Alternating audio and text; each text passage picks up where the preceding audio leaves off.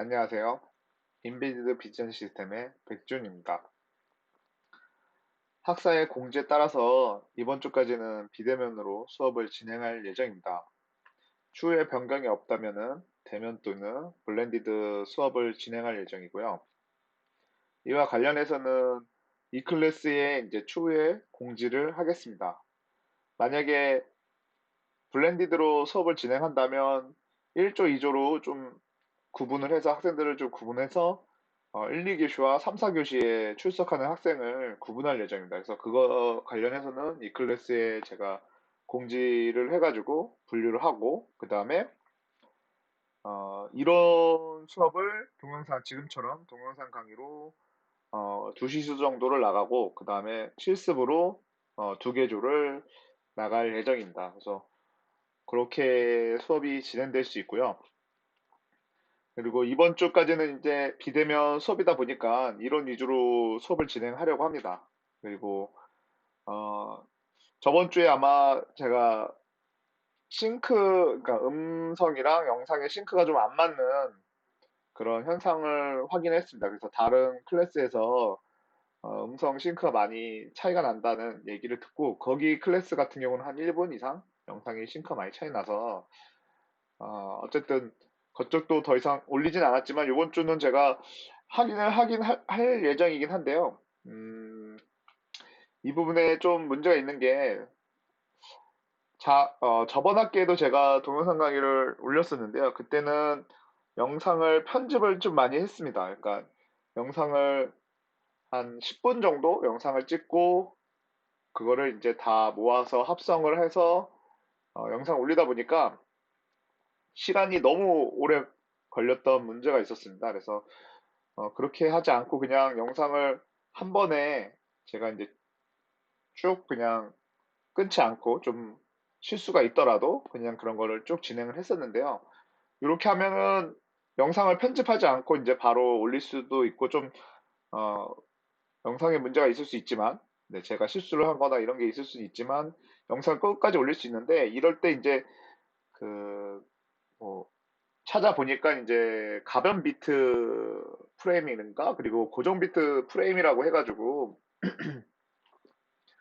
어, 영상에 이제 질을 더 좋게 하는 가변 비트 프레임에서는 음성 밀리는 현상이 나올 수 있고, 영상의 질을 좀 떨어뜨려도 고정 비트 프레임이라는 걸 사용하게 되면은, 그런 게 없다라는 식으로 이제 얘기가 있더라고요. 그래서, 지금 제가 설정으로는 고정 비트 프레임을 오늘 설정을 해봤습니다. 그래서 지금 영상을 한번 만들어지면서 제가 나중에 한번 영상을 들어보고 얼마나 이제 밀리는지를 좀 체크해서 이 영상이 아마 정상적으로 어느 정도 들을 수 있는 한 뭐 10초 정도 내외의 싱크가 밀렸다 치면 그 정도는 괜찮지 않을까 싶어서 이게 뭐 제가 얼굴이 나오거나 무슨 화면의 변화에 따라서 이게 진행되는 게 아니다 보니까 어, 그 정도까지는 괜찮지 않을까 싶어서 그 정도의 문제가 있다 그러면 영상을 그대로 계속 올리려고 생각을 하고 있습니다. 그래서 그런 식으로 일단은 수업이 진행된다는 거 그리고 어쨌든 지금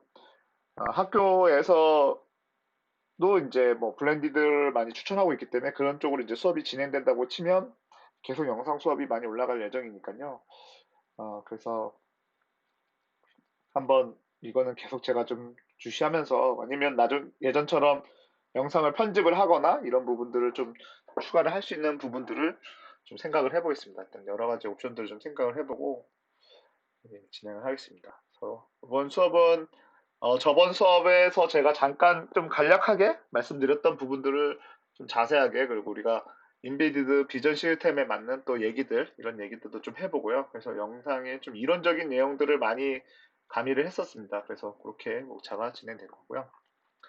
이번에는 이번 영상 처리란 저번 시간에서도 이제 제가 요 PPT를 썼는데 요 PPT를 한 번 더 지금 보여드리고 있습니다. 그래서 어, 영상 처리는 어떤 이제 목적을 따라서 이제 입력된 영상을 처리하는 건데, 우리가 영상 처리를 실생활에서는 많이들 사용을 합니다. 여러분들도 많이 사용하는 게, 사진의 뭐 각도를 변환한다든지, 그 다음에 영상의 크기를 키우거나 줄이는 일들을 많이들 하죠.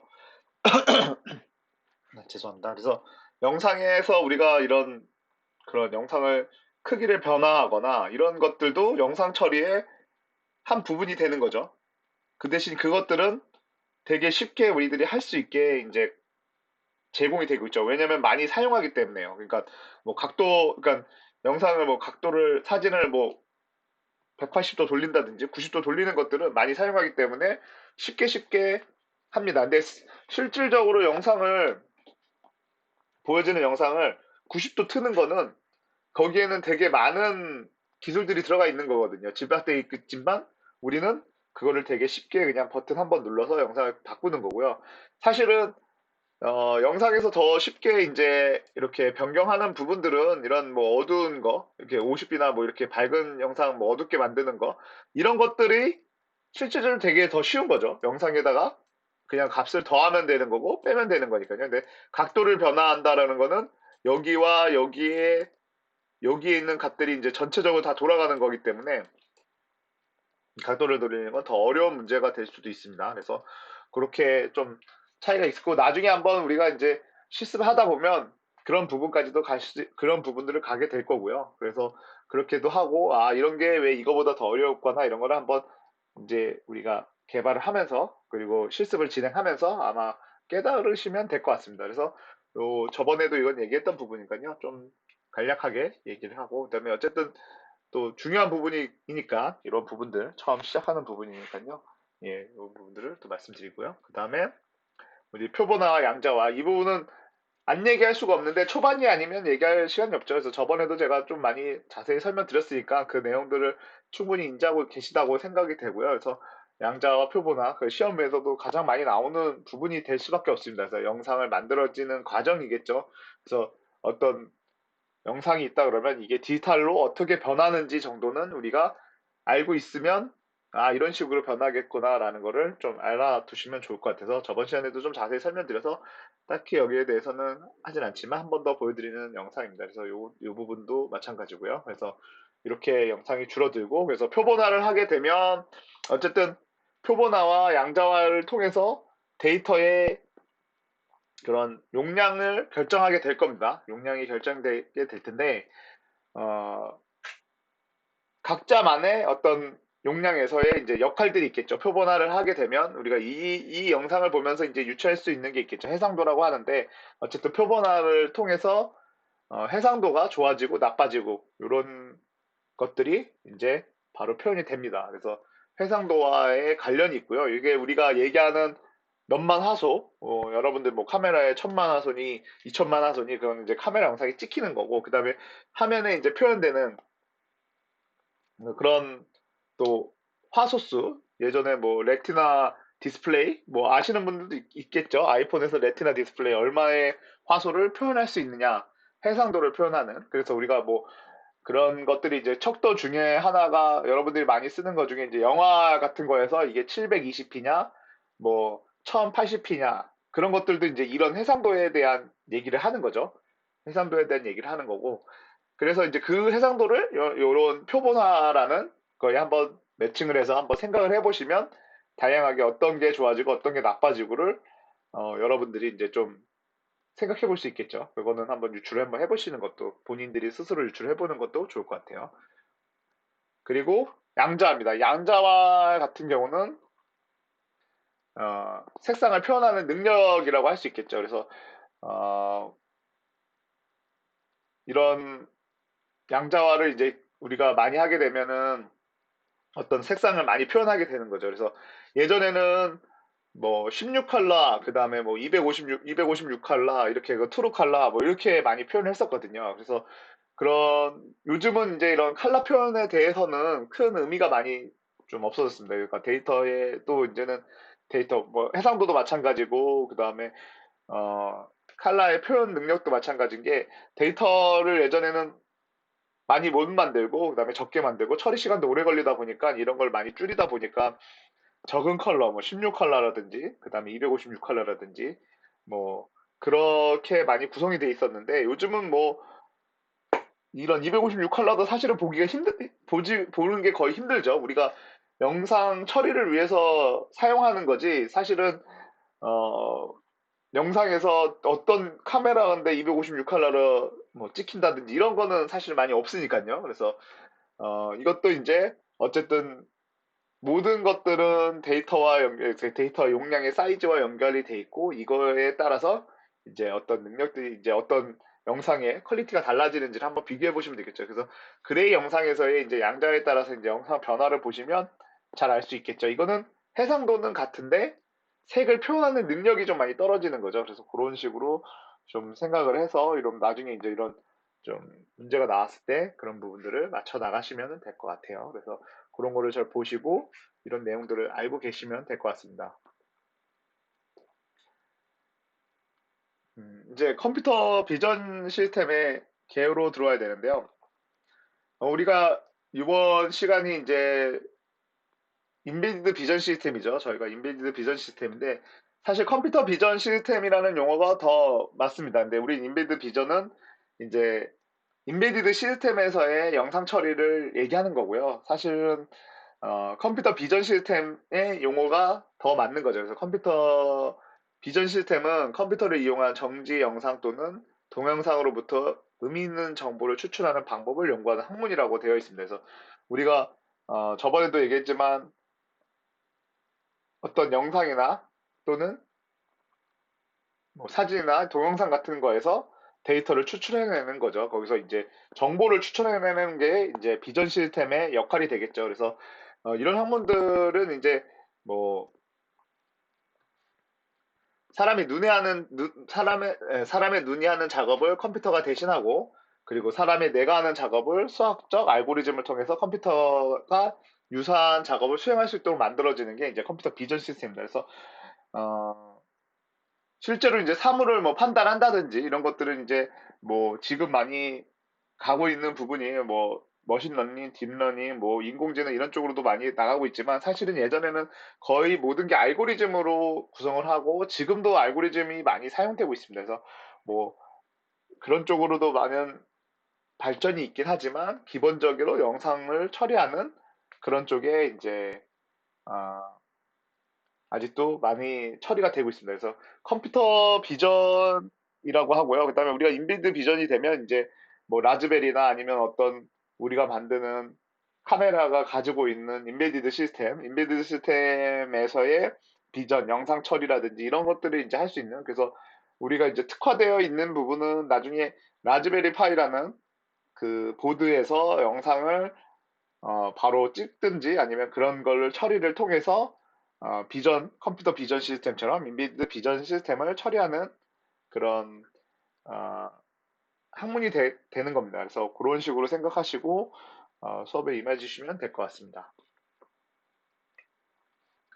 해빙과 구름에 인식하는 문제에 대해서 이제 컴퓨터 관점에서 알고리즘을 생각해 보자라는 얘기인데 이거는 제가 그 한국과학기술원에 있는 천리안 위성에서 찍은 영상을 좀 가져와 봤습니다. 그래서 이쪽에 있는 부분을 좀 확대된 영상이 이 영상이고요. 그리고 여기 지금 보시면 이게 이제 해빙이고요.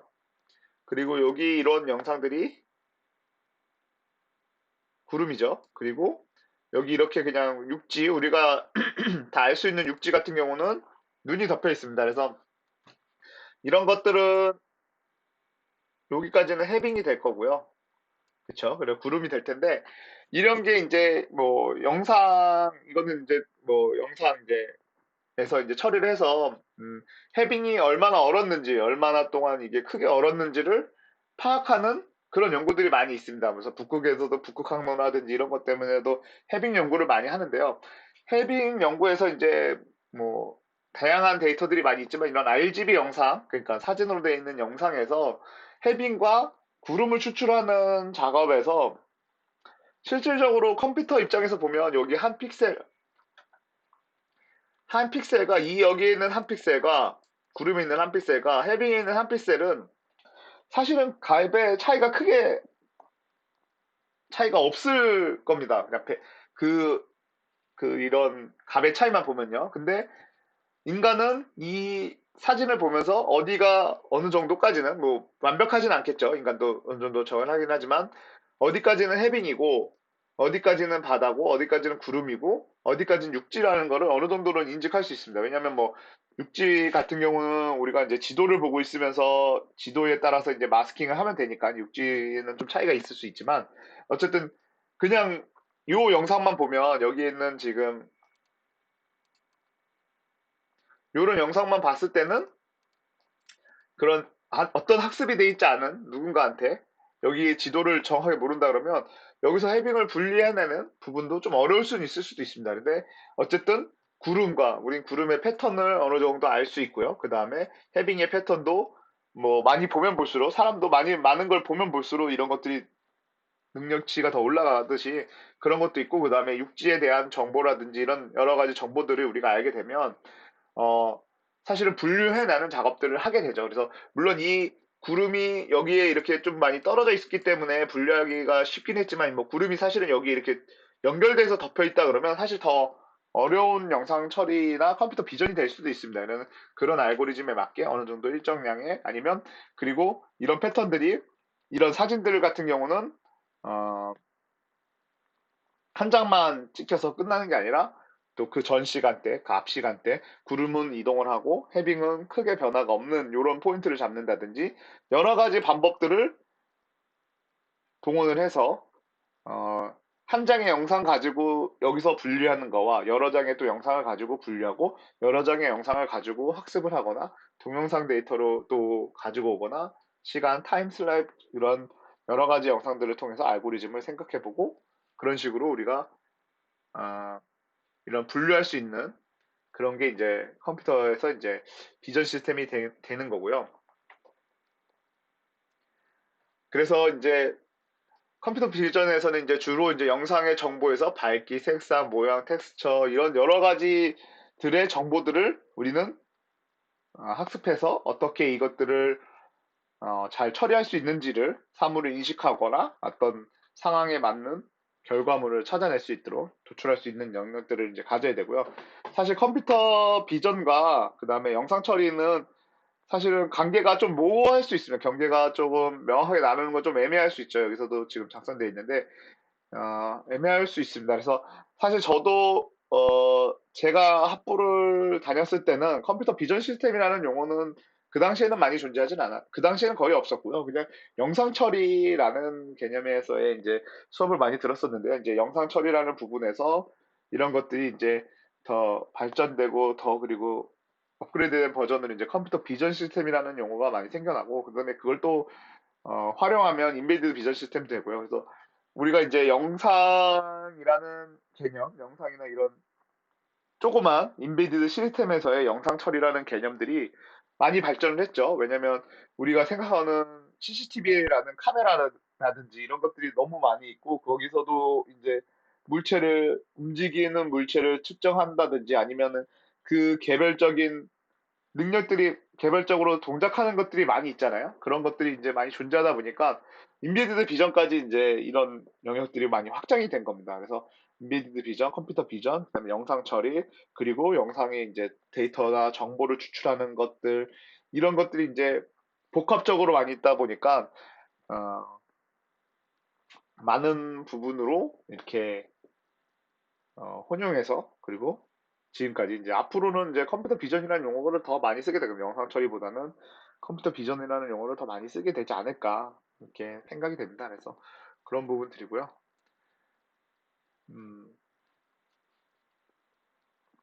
그래서 이제 이런 지식들이 컴퓨터 비전, 영상 처리라는 것들이 이제 실제로 어디에 어떤 학물들을 어떻게 사용하는지를 많이 나타내는 건데 뭐 신호 처리 사실은 영상도 아날로그 신호를 디지털로 가져오는 건데 이때 이처럼 배열 안에 집어넣은 거긴 하지만 이거를 뭐 우리가 일자로 쭉 나타내게 되면은 그냥 신호 처리에 하나의 신호, 뭐 사인이나 코사인파를 가지고 있는 파형들을 가지고 있는 영상 영상들도 그런 파형을 가지고 있는 일부의 신호에 사실은 불과할 수도 있습니다. 생각하기에 따라서 어떤 영역을 어떻게 생각하냐에 따라서 영상들도 신호 처리에 관련이 있을 수 있고요. 그 다음에 뭐 당연히 영상이다 보니까 강하게 당연히 들어갈 거고요. 그리고 이제 영상을 또 찍어서 많이 또 분석하고 센싱하고 그런 부분에서 이제 로봇공학, 로봇공학에서도 그런 영상을 보고 실제로 사물을 피해가는 로봇들, 그런 것들이 많이 존재하죠. 그리고 우리가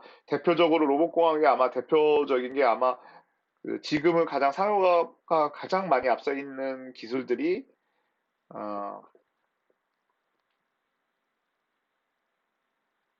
자율주행 자동차가 되겠죠. 자율주행 자동차가 아무래도 이제 로봇공학의 일부가 될 수 있겠죠. 그래서 영상에서 비전을 통해서 뭐 여러 가지 센서들 있죠.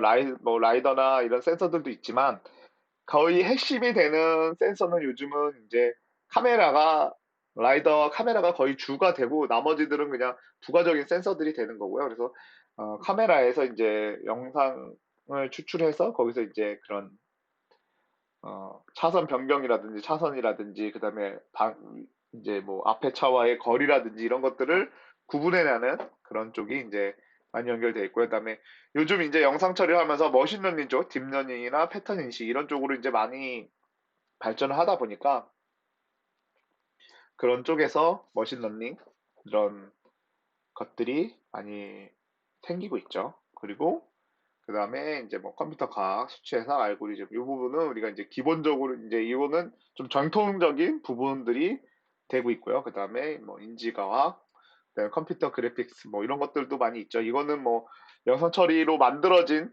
툴을 뭐 만들어준다든지 3D 맥스라든지 뭐 이런 여러 가지 툴들이 있겠죠. 그런 쪽으로 가고 우리 뭐 포토샵 같은 경우도 영상 처리의 기술들을 쉽게 이제 필요한 부분들을 활용할 수 있는 그런 부분들로 영상들이 만들어지고 그다음에 대표적으로 뭐 결국은 수학에서 나오는 거죠. 수학에서의 이런 부분들이 다 나오는 건데 사실 여기에 적혀 있는 뭐 미분 적분화, 기하학, 통계학 이런 어려운 용어들 많이 있는데 사실은 사용을 합니다. 실제로 뭐 미분학이라든지 기하학이라든지 통계학이라든지 이런 뭐 선형대수라든지 이런 것들이 많이 사용이 되지만 사실은 이런 것들도 결국은 우리가 쓰는 라이브러리에 묶여서 거기에 이제 되어 있는 것들을 가져와 쓰는 거지. 우리가 막 정말로 여러분들이 하나씩 뭐 미분을 뭐 계산하는 수학으로 뭔가를 만들어서 어떤 함수를 만드는 게 아니라 그거가 다 만들어져 있는 거를 갖다 쓰는 정도. 그러니까 사실은 계산하는 방법을 모르거나 수학을 잘 모르더라도 우리가 쓰는 데에는 크게 문제 없는 식의 이제 그런 부분들이 여기에 많이 들어가 있습니다. 그래서 이렇게 생각하시면 될 것 같고요. 그래서 이제 영상을 획득하는 방법이나 뭐 표현하는 방법들이 있는데 영상 같은 경우는 우리가 이제 어, 사람의 눈을 기본으로 하고 있죠. 사람의 눈을 모방하는 게 이제 디지털 카메라의 이제 기술이라고 할 수 있을 텐데요. 뭐 사람의 눈 같은 경우는 을 따라서 저번에 이제 그 영상에서도 제가 좀 어느 정도 일부 놔두긴 했었지만 그래서 카메라에 이제 영상할 때는 방법은 여러 가지 이제 단계가 있는데요. 그냥 뭐 카메라 이제 찍을 때 뭐 대상이나 풍경은 피사체라고 하고 그다음에 뭐 과시광선의 빛을 피사체에 부어서 되는 것들을 이제 카메라 렌즈를 통해서 내부로 들어오게 되고 렌즈에서 이제 바깥쪽에 들어오는 빛을 굴절시켜서 이미지 센서 쪽으로 모아주는 역할. 네, 그렇게 해가지고 이미지 센서에서는 포토다이오드 통해서 2차 평면상에 배열되어 있는 이런 어, 아주 미세한 공정이 되어 있는 다이오드라고 하는 이런 반도체라고 생각하시면 됩니다. 그쪽으로 이제 빛이 들어오면 그 빛을 정기적인 신호를 받아서 이거를 이제 많은 빛이냐 적은 빛이냐에 따라서 이제 색상을 표현하게 되는 거죠. 그래서 빛을 적게 되면은 생성하고 명암이나 뭐 이차원 영상으로 이제 구성을 하고 그 다음에 다이오드들이 정기적 신호를 아날로그 신호를 이제 디지털로 변환해줘서 디지털 신호로 바꾸게 되고 이때 디지털 신호는 다시 카메라의 ISP 이미지 시그널 프로세서를 통해서 이제 영상을 우리 눈에 더 맞는 영상처럼 밸런스 조절해주고 뭐 색 보정 이것도 여기서도 사실상 이 장치 자체가 영상을 또 처리하는 장치가 되는 거죠. 사실은 처음에 들어온 영상을 가공하는 하나의 영상을 만들어서 그래서 만들어진 영상을 우리가 이제 디스플레이가 되는 곳이라든지 아니면 저장하는 곳에다가 저장하게 되면 영상이 생기는 거죠. 그래서 요거를 좀 도식화한 부분이 이런 거겠죠. 그래서 렌즈를 통하고 그 다음에 렌즈로 빛을 모아서 여기 있는 이런 큰 영상, 큰 이미지를 이런 렌즈를 통해서 우리가 이제 쭉쭉쭉 모아서 조그만 센서에 모으게 됩니다. 이렇게 센서에 들어가게 되면 이쪽 센서에서는 그 빛을 여기는 아마 이렇게 생기는 네모 2차원 배열에 있는 펜인데 여기 사이에는 이렇게 무수히 많은 포토 레지스터들이 들어있어서 그 빛을 다 분석을 하는 거죠. 그래서 여기 이거 지금 엄청나게 많은 포토 레지스터 존재하고 그런 부분들을 처리해서 디지털 신호를 만들어서 ISP로 전달해주면 여기서 한번 2차 가공을 하는 거죠. 사실상 더 이 실제 피사체와 더 사실화하게 보여지게 아니면 뭐 밝기를 넣었다든지 또 영상에서도 우리가 찍는 영상에서도 밝기나 옵션들을 많이 조정할 수 있으니까요. 그런 것들을 맞춰서 한 번 더 영상 처리가 된 영상을 이쪽 뭐 저장하는 뭐 뷰나 이런 쪽으로 보여주는 방식이 되죠. 예, 이런 식으로 피사체가 들어오고요. 그래서 어, 다음 점에 보시면 카메라 이야기를 좀 해보면 재밌을 것 같아요. 그래서 카메라 내용을 제가 좀 더 추가를 해봤는데요. 일단은 여러 가지 이제 굴곡들 이렇게 영상 우리가 저는 사실 카메라를 DSLR을 안 쓰는데 DSLR을 많이 좋아하시는 분들은 잘 아실 수도 있을 것 같아요. DSLR 렌즈가 이제 다양하게 존재를 하죠. 그래서 어떻게 렌즈를 모으냐에 따라서 이건 뭐 무슨 렌즈 여러 가지 렌즈 용어들이 많습니다. 결국은 렌즈의 맨 마지막에는 이런 평광판을 통해서 이쪽으로 이렇게 렌즈를 보내주는 부분이 있습니다. 그래서 렌즈가 이런 구동보에 대해서 DSLR에서 렌즈를 모아주면 이쪽 위에 있는 평광판이라나 이거를 제가 용어를 잘 모르겠는데 이쪽으로 해서 위로 보내줍니다. 위로 보내주게 되면 어,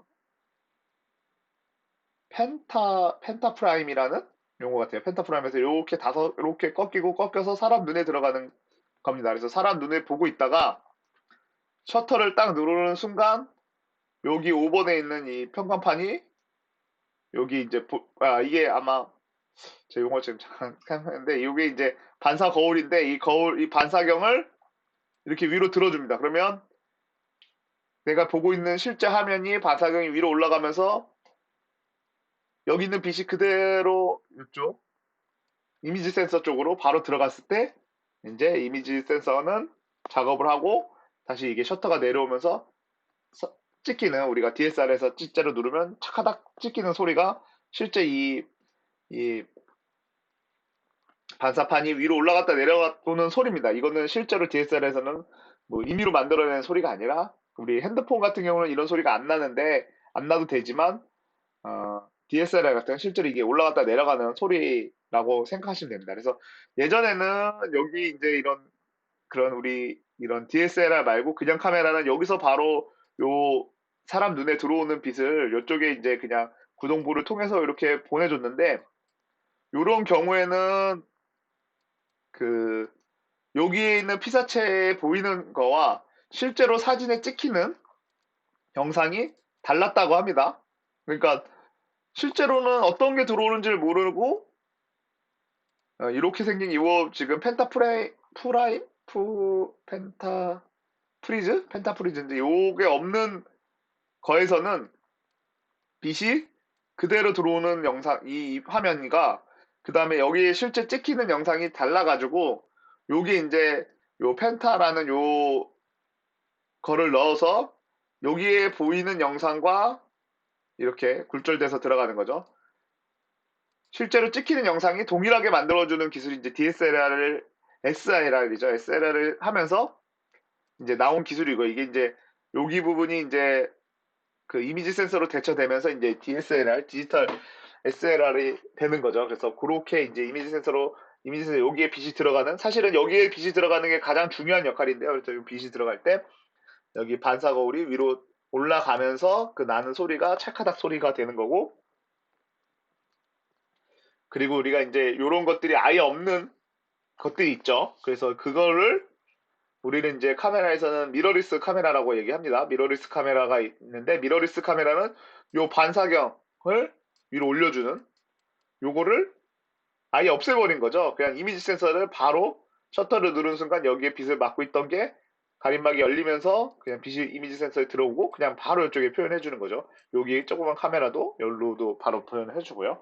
그래서 이 미러리스라는 거는 여기 있는 거울, 반사경이 없어지는 거를 미러리스라고 하는 거죠. 그렇게 해서 이게 미러리스가 탄생을 하는 거고요. DSLR가. 그래서 이미지 센서가 이제 얼마나 작아지냐에 따라서 얼마나 크기가 작아지고 저 성능이 올라가냐에 따라서 이제 얘 미러리스의 이제 성능이 나오는 거고요. 그래서 예전에는 우리가 잘 알고 여러분들도 잘 알고 계시겠지만 카메라 하면은 좀 일본이 많이 이제 유명하죠. 카메라는 DSLR 카메라나 미러리스 카메라는 일본이 많이 알아주는데 이 부분에서 이제 소니가 만든 그 이미지 센서가 요 부분 여기 요 부분이 되겠죠. 이미지 센서 요 부분이 어 소니가 만든 이미지 센서가 4천만 화소짜리 이미지 센서가 있습니다. 이 4천만 화소의 이미지 센서가 있는데 요게 이제 어 4천만 화소짜리 이미지 센서가 있는데 요게 이제 거의 주였고 그다음에 소니에서도 이제 4천만 화소에서 위로 올리는 건 이 포토 레지스터 여기 제가 아까 그렸던 살짝 이렇게 포토 레지스터 이 간격이 너무 좁아지면 좁아질수록 빛이 또 들어오는 양이 또 줄어들기 때문에 어, 어두운 역할을 어떤 색상을 표현하는데 매일 문제가 있었다고 합니다. 그래서 그거 부분들을 삼성에서 아이소셀 브라이트라고 해가지고 최근에 나온 건데 삼성에서 1억 800만 화소짜리 예 어, 센서를 만들었다고 해요. 이미지 센서. 그래가지고 요게 이제 지금 핸드폰에 이제 많이 들어가고 있긴 하고요. 그래서 결국은 뭐 화소가 올라갔다는 얘기는 아까도 앞에서도 말씀드렸지만 이제 음, 용량이 많이 올라가겠죠. 사진의 용량들이 많이 올라가게 될 거고요. 어쨌든 1억 800만 화소의 영상을 찍을 수 있는 그런 센서가 삼성에서 나왔기 때문에 이게 이제 시장 점유율이나 이런 거에서 이제 소니가 아직은 일본이 아직 많이 앞서고 있지만 점유율 면에서 이런 저희 우리나라에서도 이제 그런 엄청 좋은 화소들이 센서들이 나오고 있어서 이런 시장이 변해가고 있다라는 거죠. 그래서 그만큼 이제 좋아지고 있고 참고로 인간의 눈인 한쪽 눈에는 뭐 1억 화소 그리고 두 쪽 눈을 하면 뭐 5억 화소 정도의 인간 눈은 표현한다고 합니다. 인간 눈이 화소를 받아들이는 건. 사실 이거는 정확한 수치로 어디에 딱 맞다, 안 맞다, 뭐 이건 없지만 그냥 보통 1억에서 한쪽 눈은 1억, 그리고 뭐 두 쪽 눈은 5억 정도의 화소를 본다고 합니다. 그러니까 지금 현재 그 삼성에서 만드는 아이소셀 브라이트라는 요 이미지 센서 같은 경우는 엄청난 화소수를 촬영하는 거죠. 그래서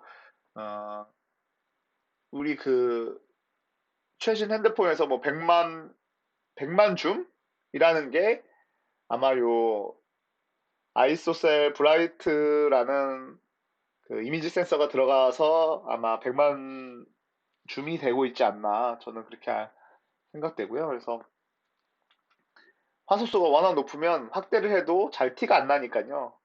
그런 게 이제 삼성에서 이제 진행하는 그런 기술들이죠. 그래서 아까 이제 앞에 이런 내용들처럼 요 내용들을 보시고 카메라에서 여기 어떻게 들어가는지 한번 보시면 될 것 같습니다. 그래서 이미지 센서까지 오고 그 다음에 마지막에 여기 디스플레이까지 표현되는 그런 단계가 요 앞에 설명들과 아마 보시면서 이해하시면 될 것 같아요.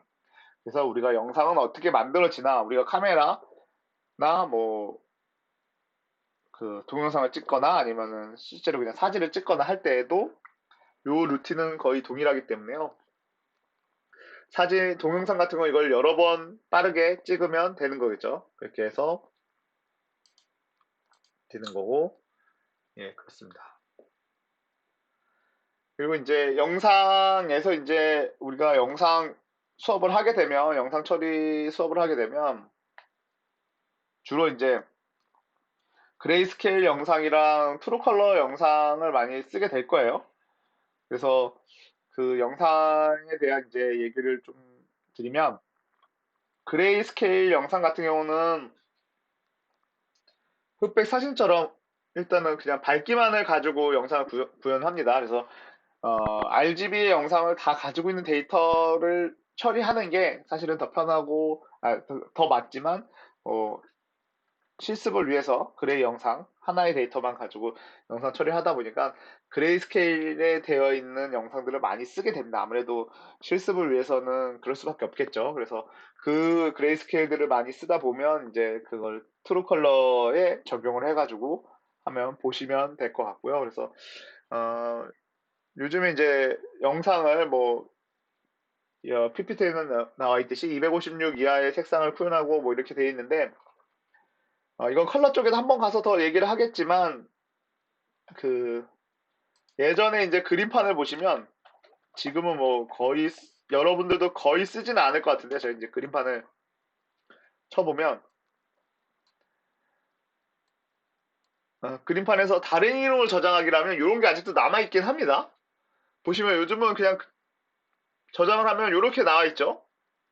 저장하는 파일명이. 그러면은 여기 보면 여러 가지들이 있는데 우리가 이제 비트맵이라는 게 이제 어떤 색상을 저장하는 그런 여러 가지 표현을 하는 건데 여기에도 지금 많이 나와 있는데 단색이라는 게 있고요. 이거는 진짜 그냥 검은색 아니면 흰색 두 개의 데이터를 저장하는 검은색 아니면 흰색의 데이터를 저장하는 이런 부분들이 있고요. 그 다음에 16비트 16 컬러 16 컬러를 저장하는 거죠. 그래서 어, 세 가지 색깔씩을 가져가게 되나요? 네, 그렇게 되겠죠. 그래서 16가지 색깔만 가지고 있는 겁니다. 아예 색깔을 딱 정해져 있는 거죠. 16가지 색깔 16 컬러 그리고 256 컬러 256 컬러를 가지게 되는 게 예전에는 이런 식으로 해서 그리고 이제 트루 컬러 이렇게 표현했었는데 지금은 그냥 아예 이렇게 써져 있죠. 이게 컬러마다 예전에는 다 이름이 있었어요. 옛날 지금 제가 윈도우 10인데 XP나 이런 거 썼으면 여기에 뭐 트루 컬러, 하이 컬러 뭐 이런 식으로 이름이 적혀 있었거든요. 그때는 각자만의 이름이. 근데 요즘은 이런 이 밑에 있는 영상을 저장하는 압축하는 알고리즘들이 많이 나오면서 사실 비트맵의 의미는 많이 퇴색됐어요. 예전에 이거보다 더 높았던 것도 24비트보다 더 높았던 것도 있었던 걸로 기억하는데 이제 그런 건 좀 의미가 없죠. 이런 걸로 저장한 사람은 요즘 거의 없죠. 특별한 이유가 아니고서는 우리가 뭐 쓰지 않는 이상은 이런 걸로는 저장 안 하고 보통은 PNG라든지 아니면 JPG라든지 영상을 저장하는 그런 알고리즘들을 많이 써서 하죠. 그래서 예전에는 이런 게 있었다라는 것만 좀 말씀드리려고 그래서 16 컬러, 그다음에 256 컬러 그래서 돼 있었는데 지금은 거의 트루 컬러. 그것도 이제 비트맵에서의 얘기인 거이고 뭐 나는 이제 영상 압축 알고리즘들이 더 들어가면서 영상도 좀 작아지고 역으로 어, 그런 그런 현상들이 좀 있죠. 예. 그래서 그레이 영상 같은 경우는 뭐 이런 그레이 스케일 값들을 이렇게 나타내는데 이런 그레이 스케일 값들을 따라서 영상의 밝기를 표현하죠. 그래서 밝은 색으로 가면 255가 되고 그 다음에 어두운 색으로 가면 0이 됩니다. 이거는 거의 기본적으로 어디나 다 똑같고요. 그래서 알아두시면 영상이 좀 어두운 색상이 그레이 영상에서 영상이 어두운 색상이 있으면 0에 가까운 수치가 돼 있고 그 다음에 밝은 쪽에 가면 255. 이거는 칼라에서도 마찬가지입니다. 나중에 이제 칼라 쪽에서도 얘기를 트루 칼라 쪽에서도 얘기를 하면은 될 것 같고요. 그래서 이렇게 이제 그레이 영상에서 좀 확대해서 픽셀을 보게 되면 뭐 사람의 머리 쪽을 이렇게 분류되어 있는 쪽을 이제 확대를 한 거겠죠. 그래서 여기 보시면 이제 그냥 밝은 쪽은 이런 식으로 값이 나온다. 100, 그러니까 255에 가까운 값이고 사람 머리 쪽은 아마 검정색일 테니까 이렇게 이제 색상이 어두운 색상으로 이렇게 표현이 된다라는 거를 보여주는 겁니다. 그래서 값의 분포를 이런 식으로 되고 있다는 거를 보시면 될 것 같고요.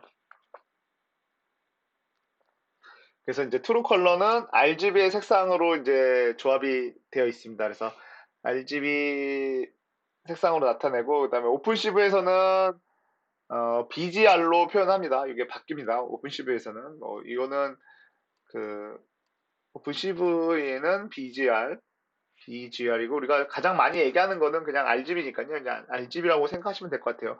그래서 RGB라고 생각을 하고 보시면 될 것 같고요. 그래서 트루 컬러 같은 경우는 각각의 성분 빨간색도 0부터 255, 녹색도 0부터 255, 그리고 파란색도 255를 표현해서 24비트로 하나의 색상을 표현하는 겁니다. 24비트의 데이터로 하나의 색상을 표현하는 거고, 그래서 총 색상의 가지수가 1600만 가지 정도를 표현할 수 있겠죠. 24비트의 색상에서는요, 24비트의 트루 컬러 영상에서는 색상을 1600가지 정도의 색상을 표현합니다. 그래서 색상을 나타내는 거는 우리가 색의 삼원색을 이용하죠. 우리는 음, 데이터를 저장하는 거고, 그 다음에 데이터를 표현하는 곳은 그림이 아니라 LED로 이제 색을 표현하죠. 우리가 모니터나 이런 게 다 LED로 구성이 돼 있다 보니까 빛으로 색상을 표현하다 보니까 우리는 빛의 삼원색만 알면 됩니다. 이 빛의 삼원색이라는 게 있고, 그 다음에 색의 삼원색이 있어요. 두 가지 종류가 있는데, 뭐, 그림을 그리는 사람들한테는 색의 삼원색도 중요하고, 뭐, 빛의 삼원색도 중요하겠지만, 우리처럼 프로그램을 하는 사람 입장에서는 색의 삼원색은 별로 중요하지 않을 수 있어요. 어차피 우리는 빛의 삼원색 위주로만 색상을 만들어내고 하신다고 생각하시면 될 것 같아요. 그래서 뭐 255만 세 가지 색깔 중에 255만 있을 때, 파란색만 있을 때, B가 있을 때, 그리고 G가 높을 때, 그래서 뭐 노란색이 되고 뭐 빨간색이랑 빛의 삼원색에서 녹색을 섞으면 노란색이 되고, 그 다음에 빨간색이랑 파란색이 섞이면 뭐 보라색 계열의 뭐 분홍색, 분홍색 계열의 이런 식으로 표현이 되고요. 그 다음에 녹색이랑 파란색이 섞이면 청록색이라고 하죠. 청록색이라고 이렇게 색상이 표현되고, 모든 색을 다 255를 넣게 되면 흰색이 됩니다. 그래서 요 값이 모든 색을 동일하게 255부터 0까지의 값으로 내려가게 되면은 그 사이, 그러니까 뭐 이 사이의 값 254부터 1까지의 값은 회색이 되겠죠. 동일한 색상에서. 요 세 개가 동일한 값에서 254부터 1까지의 값은 회색이 되는 거고, 00이 되면 검정색이 됩니다. 검정색이 되겠죠. 그래서 저번 시간에서도 잠깐 말씀드렸는데, LED에서는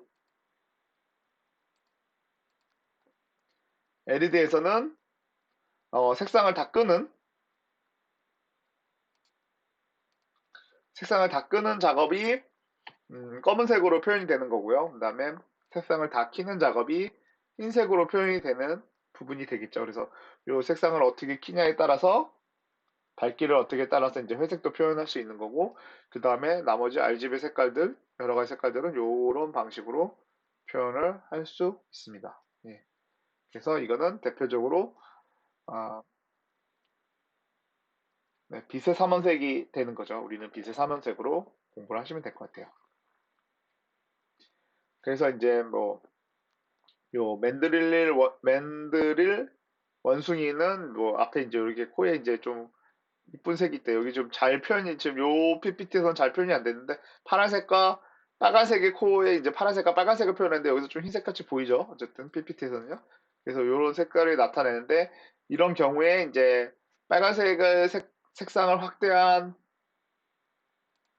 이미지에서는 빨간색 값이 확실히 이제 높게 표현이 되고요. 이렇게 빨간색 값이 255에 나머지 값들이 좀 낮은 값들을 표현되고요. 반대로 이제 그 옆에 이제 바로 옆에 이제 코 이쪽 파란색 부분에서는 파란색 값이 높게 표현이 되고, 청록색 값까지 포함해서 얘도 좀 높게 표현이 되고, 빨간색 값이 상대적으로 좀 낮게 표현되는 걸로, 이렇게 트루 컬러의 영상의 픽셀 값의 분포를 어떻게 되고 있는 걸 보여주고 있는 거죠. 그래서 요렇게가 한 픽셀 값의 묶음이 되겠죠.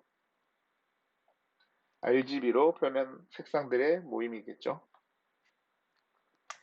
그리고 이제 오픈CV에 대해서 말씀드리는 건데, 오픈CV는 C랑 초창기에는 C랑 C++를 지원하고, 그 다음에 그 오픈CV가 C랑 C++로 만들어졌기 때문에 처음에 이제 지원하고 있었지만, 이후에는 이제 뭐 파이썬이나 자바나 매트랩이나 뭐 여러 가지 이제 이런 곳에서도 사용할 수 있게 쓰고 있죠. 그래서 오픈CV가 많이 공개가 되면서 잘 사용하는 부분들이 이제 오픈CV를 많이 사용하는 부분들이 파이썬이 되죠. 이 파이썬 같은 경우는 딥러닝이랑 또 이제 연관이 되면서 좀 많이 파이썬들이 많이 파이썬으로 인공지능 쪽 연구하시는 분들이라든지 이런 쪽에서 파이썬을 많이 사용하게 되죠. 그래서 영상 처리랑 연결해서 파이썬을 많이 사용하게 되고요. 그래서 오픈CV 같은 경우는 또 OS를 또 크게 모든 OS를 거의 다 지원하기 때문에요.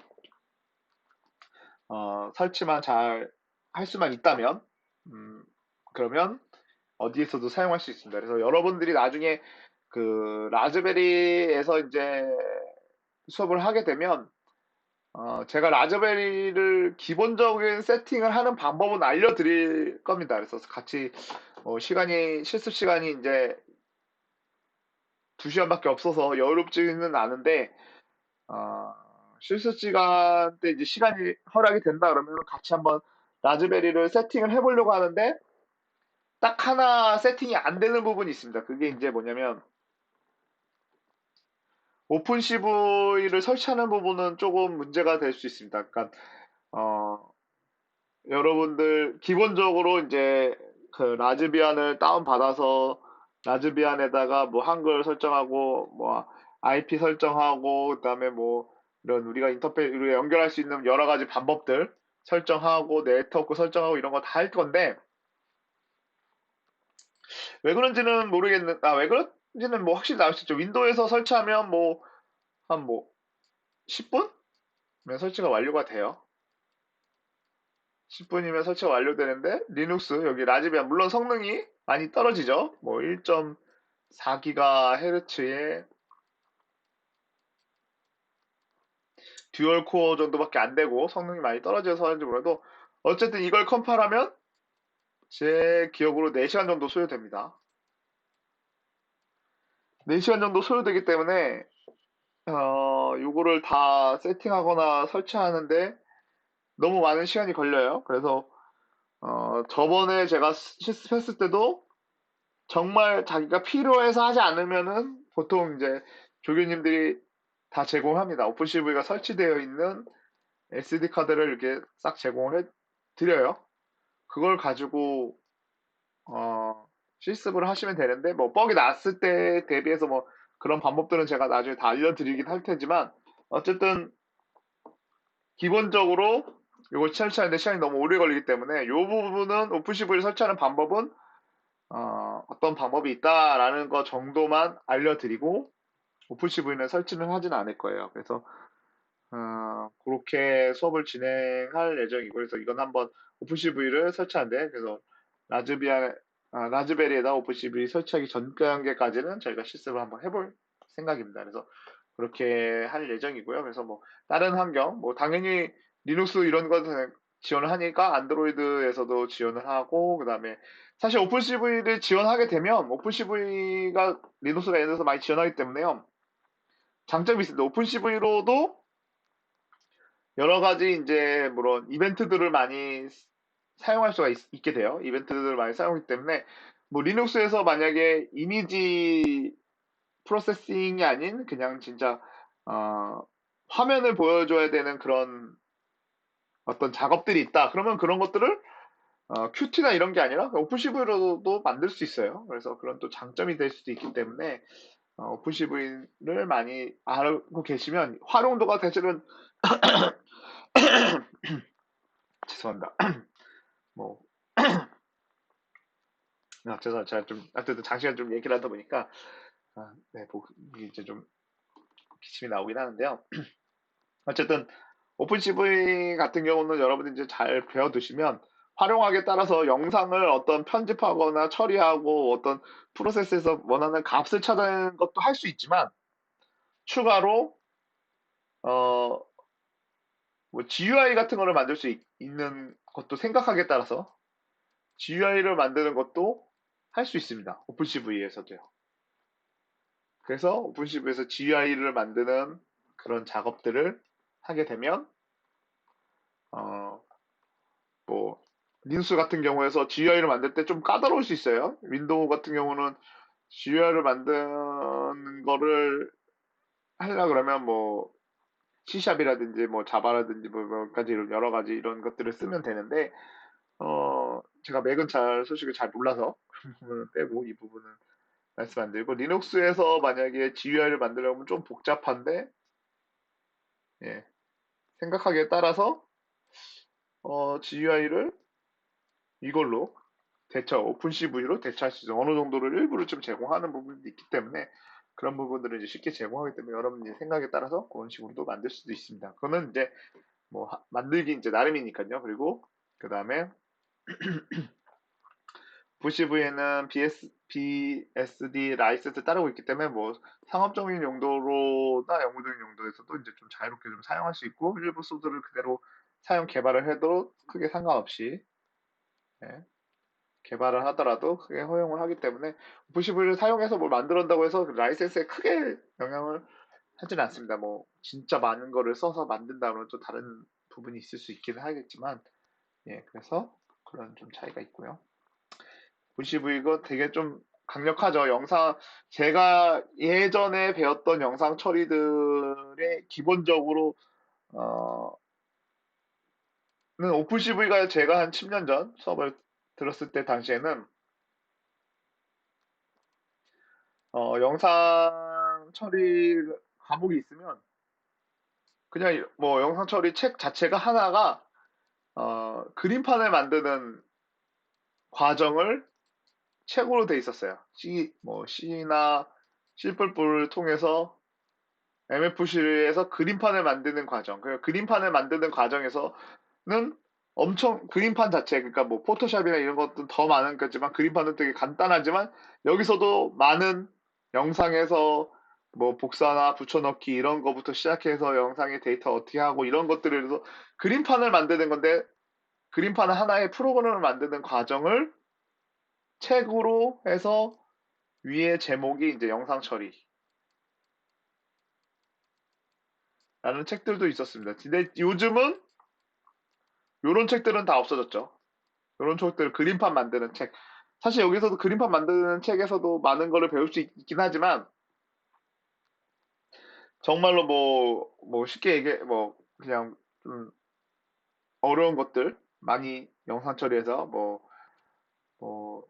그런 여러 가지 뭐 콘트라스트라든지 아니면 그 다음에 뭐 여러 가지 기법들 지금 제가 네 수업을 하다 보니까 갑자기 막 기법들이 생각이 안 나는데 그런 여러 가지 기법들을 많이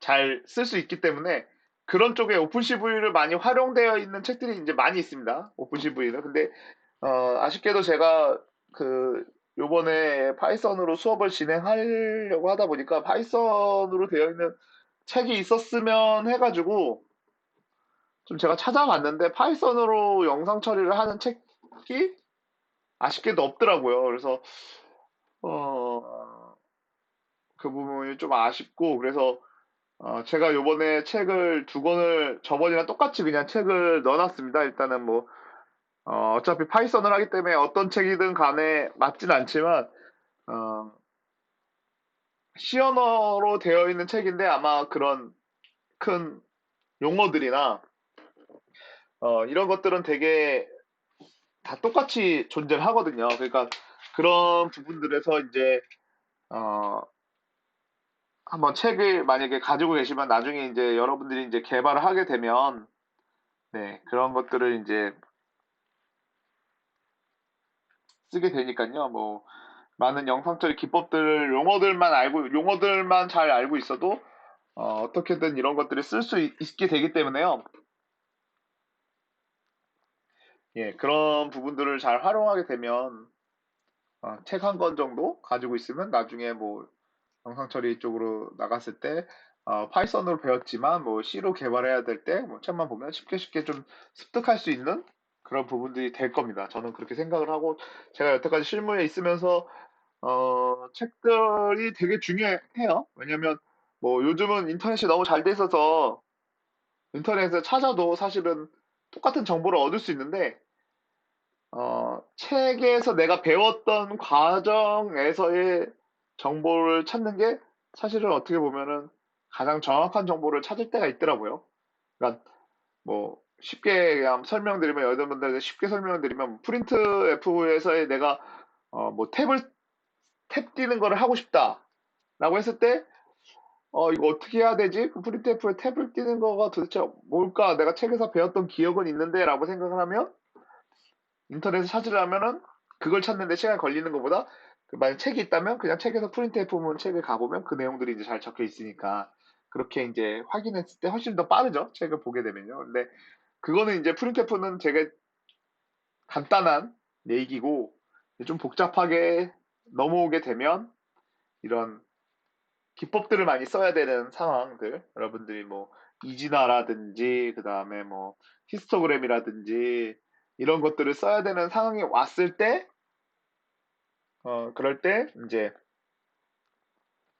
이런 책 한 권 가지고 있으면 되게 저는 유용했다고 생각해요. 그래서 과목별로 자기가 나가고 싶은 파트가 있거나 그랬을 때는 그런 책들은 꼭 가지고 있다가 언젠가는 활용할 수 있습니다. 또 이론적인 내용들을 보게 될 수도 있습니다. 언젠가는요, 여러분들이요, 직접. 왜냐면, 어, 여러분들이 이제 더 고급 프로그래머가 되고 더 위로 올라가게 되면, 어, 제안서를 작성할 수도 있는 거고, 어디 가서 발표를 할 수도 있는 거고, 그럴 때, 책에 있는 내용을 갖다 쓰는 게 사실은 가장 정확하겠죠. 왜냐면 책에도 어느 정도, 어, 공증이 되어 있다고 볼 수 있으니까요. 근데 인터넷에 있는 글들, 실제로 맞는지 안 맞는지 확인하는데도 좀 오래 뭐 문제가 될 수도 있으니까요. 그게 사실 인터넷에 있는 글들이 틀릴 수도 있는 부분이니까요. 누구든지 작성할 수 있고 누구든지 검색할 수 있게 하다 보니까 그럴 수 있기 때문에 책 같은 건 한번 가지고 계시는 것도 전 나쁘지 않습니다. 뭐 가격이